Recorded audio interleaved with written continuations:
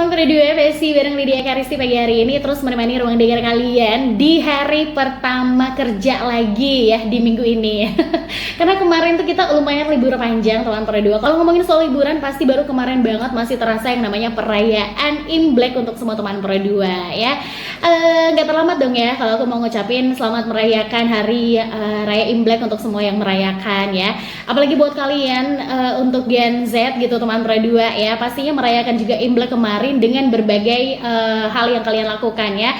Karena memang untuk Gen Z sendiri merayakan Imlek itu nggak cuma soal tradisi ya, tapi kayaknya kemarin juga menjadi momen yang seru buat kamu dan penuh dengan kreativitas ya. Kemarin sempat menggunakan juga kreativitas mereka untuk dekorasi. Nah, kalau bicara soal Imlek pastinya identik dengan yang namanya lampion.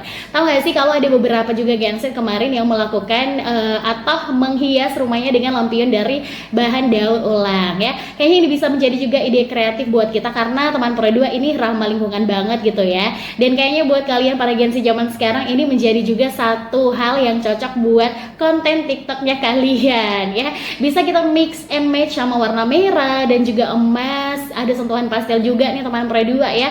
Yang pastinya bisa bikin dekorasi kamu kemarin itu estetik banget. Gen Z pastinya nggak ketinggalan dengan perkembangan zaman, dress code mereka gitu ya.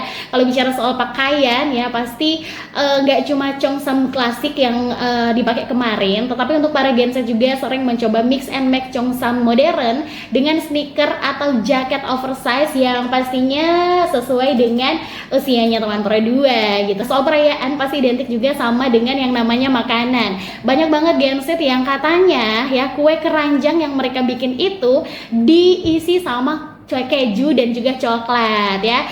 Kayaknya juga banyak banget yang di TikTok ya keluar semua ya viral kalau misalnya cemilan unik kayak puding ikan koi dan juga cupcake khusus Imlek ya. Dan yang paling menarik banget itu teman Pre2, angpaunya aja bisa dikirim lewat e-wallet loh ya dengan desain Imlek. Memang luar biasa banget. Menarik banget gitu teman Pre2 ya.